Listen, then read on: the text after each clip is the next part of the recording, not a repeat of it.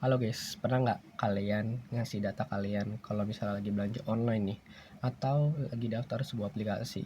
Nah, tahu nggak sih kalau data itu adalah aset paling berharga yang perlu kita lindungi teman-teman. Oke, perkenalkan gue Jovan Albert, dan di video kali ini gue akan menjelaskan bagaimana kalian cara melindungi data pribadi kalian, dan juga gue akan kasih tips yang bisa kalian tiru untuk melindungi data kalian. Langsung aja ke videonya. Nah, pertama-tama kita harus tahu apa itu data pribadi. Jadi, data pribadi itu adalah data atau sekumpulan data yang mengidentifikasi seseorang. Itu kayak nama, nik, email kalian, alamat rumah, nomor telepon, terus sampai ke riwayat transaksi juga kalau misalnya kalian sering belanja online. Nah, kalau bentuk fisika tuh kayak KTP. Itu contoh di kehidupan sehari-hari. Nah, mengapa perlindungan data pribadi itu penting untuk kita nih, dan untuk para konsumen juga? Mungkin yang sering beli-beli belanja barang di online ya kan? Nah, kalau misalnya data bocor, itu bahaya banget teman-teman. Ada risikonya. Misalnya data kalian bocor tuh, itu bisa dipakai buat penipuan. Jadi si penipu ini bakal pakai data kalian, identitas kalian tuh buat nipu orang lain. Jadi ntar kalian yang disalahkan. Nah, bisa juga kalau data kalian bocor tuh bisa dikirim sebuah kayak link-link phishing, dan bisa disalahgunakan identitas kalian. Kalian bisa di spam-spam kayak aneh-aneh lah di spamnya gitu kan. Nah, itu adalah hak konsumen atas privasi dan keamanan data. Itu hak kita teman-teman. Dan data itu penting banget sebagai komoditas berharga di era digital sekarang yang udah serba online, pakai dari mana-mana tuh pakai HP. Nah, teman-teman, pastinya untuk perlindungan data kita sebagai konsumen atau data pribadi itu ada dasar hukumnya, dan juga ada hak kita sebagai konsumen. Nah, yang pertama tuh dasar hukumnya tuh ada UU nomor 27 tahun 2022. Nih gue cantumin di sini tentang perlindungan data pribadi, yaitu isinya itu di undang-undang itu ada prinsip pengolahan data dan ada hak dari pemilik data. Nah, baru ada UU nomor 8 tahun 1999. Itu tentang perlindungan konsumen yang isinya itu berkaitan dengan informasi yang jujur dan tentang perlindungan privasi kita sebagai konsumen dan pemilik data pribadi. Nah, hak-hak kita itu sebagai konsumen terkait data pribadi kita itu ada hak akses. Jadi kita sebagai pemilik data tuh bisa mengakses apapun yang terkait dengan data pribadi kita.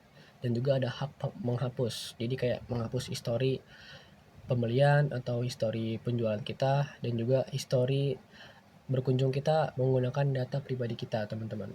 Baru ada hak memperbaiki data. Tentu aja kalau misalnya ada data yang salah atau apa ya, kayak ada yang salah gitu kan data pribadi kita, kita bisa memperbaiki karena itu adalah hak kita sebagai yang punya data pribadi kita. Nah, itu tadi yang gue sebutin, ada hak dasar-dasar hukumnya, ada dua, dan juga ada hak-hak konsumen apa aja. Tadi ada hak akses, hak menghapus, dan hak untuk memperbaiki data. Nah, teman-teman, tentunya untuk melindungi data kita tuh pasti ada tipsnya nih dari gua, tips praktis. Yang pertama itu kita harus pakai password yang kuat, dan juga two factor authentication. Jadi passwordnya itu jangan simple teman-teman, kayak misalnya Jovan 123. Nah, itu kan pasti gampang dibuka sama orang.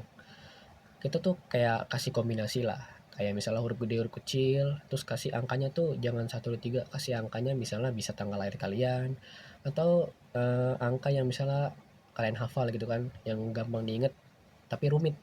Nah, baru yang kedua itu perhatikan izin akses aplikasi. Nah, jadi kalau kalian lagi download aplikasi nih, pastikan sebelum download tuh ada izin aksesnya tuh, buat aplikasi ini bisa mengakses apa aja.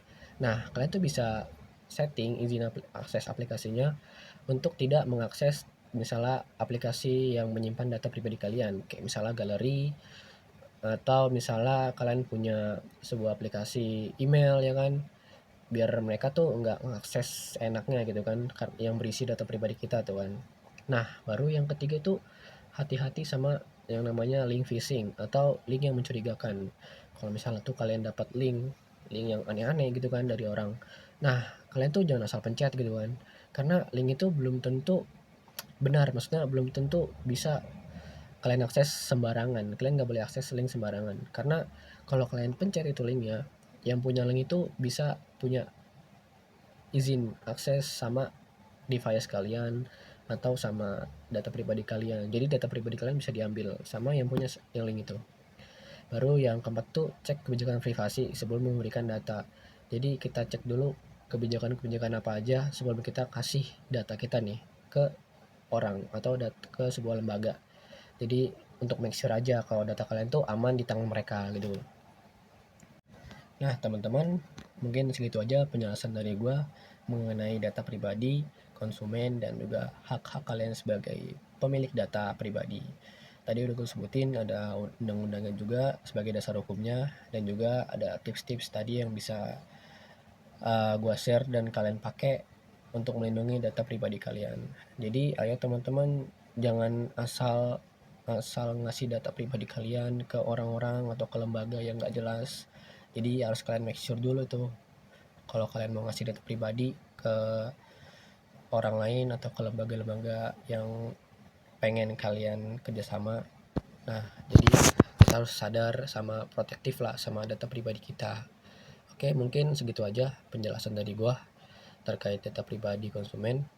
Terima kasih teman-teman yang udah mendengarkan. Semoga bisa bermanfaat untuk kalian. Terima kasih.